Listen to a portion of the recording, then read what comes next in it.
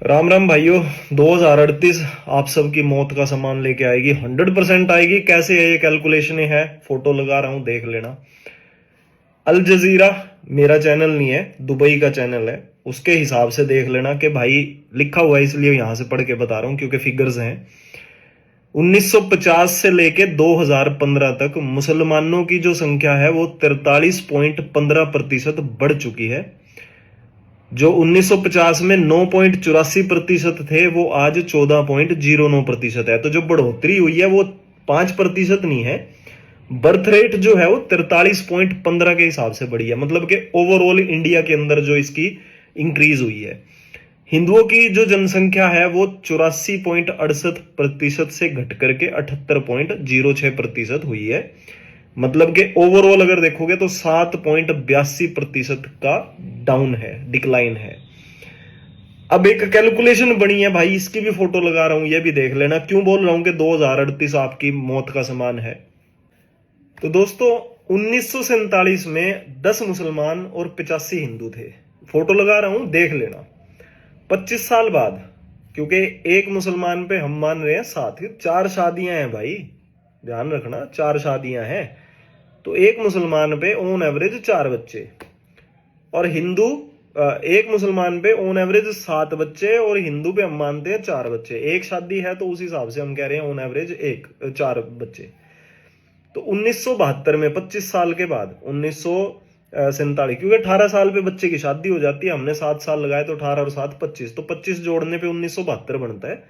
1972 में ये बच्चे होंगे 70 मुसलमान के पास, हिंदू के पास होंगे 425। अब इसमें 25 और जोड़ दो आगे, तो ये 1997 बन गया। 1997 में 490। और आपको पता है 1976 में नसबंदी हुई थी तो किसकी हुई है? वो एक ही कम्युनिटी पे हुआ था और कहीं ज्यादा फर्क नहीं पड़ा था। तो अब वो जो 5 की एवरेज थी हमने घटा दी, वो 3 पे ले आए। और सबको पता है भाई उसके बाद 3 3 ही बच्चे ऑन एवरेज मिलेंगे आपको, ज्यादा नहीं है। तो ऑन एवरेज हिंदू के पास हुए 3 बच्चे। अब 425 को 3 से करोगे तो ये बन गए 1275। मुसलमान 70 हैं तो 70 पे बन गया 490। अब इसके बाद 25 साल के बाद और लगाओ जी, 2022 बनती है। 2022 में ये बच्चे मुसलमानों के पास होंगे 3430, और हिंदुओं के रहेंगे बच्चे 2 ही अच्छे, है ना? आपको भी पता है, हमें भी पता है ये किसका लागू हुआ था। तो ये बनेंगे 2550। अब 21 साल और लगा लो। 21 साल में इसलिए लगा रहा हूं क्योंकि 2043 में 2038 के बाद इलेक्शन होना है। तो मैं 2038 ही मान के चलता हूं जी। तो 3430 तक इनकी वोटिंग बन गई है। अब हमारे पास है 2550 तक की।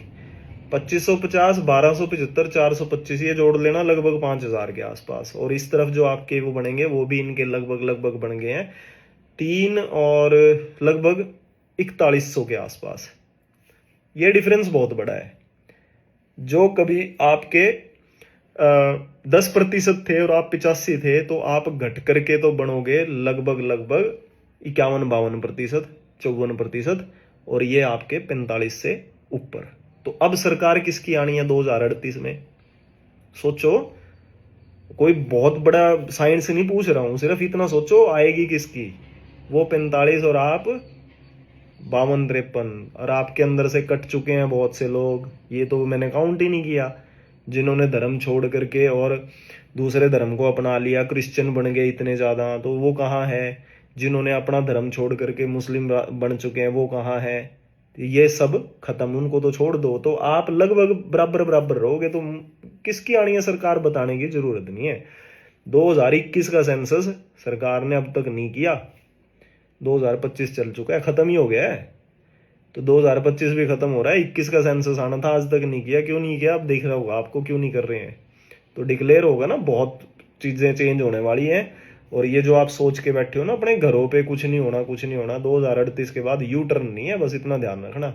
उसके बाद गर्दनें कटनी है, कोई यू टर्न नहीं होगा। आपको कोई नहीं बचाएगा, क्योंकि जिस राजा को आपने चुना है भाई, उसने एक भी डिसीजन हिंदुओं के लिए नहीं लिया। तो आप अगर ये सोच रहे हो कि आपको कोई बचाएगा, जिस राजा से उम्मीद करके आप सोच रहे हो वो बचा लेगा, तो भाई वो तो जा चुके होंगे उस टाइम तक भगवान के पास, है ना? क्योंकि उम्र हो चुकी है, आगे कितने के 15 साल 20 साल में तो होना ही होना है, ये भी पक्की है। तो भाई वो तो नया गांधी बन के आपका बेड़ा गर्क करके जा चुके होंगे। आप लोगों को देखना है कि आपका भविष्य क्या होने वाला है। जय श्री राम।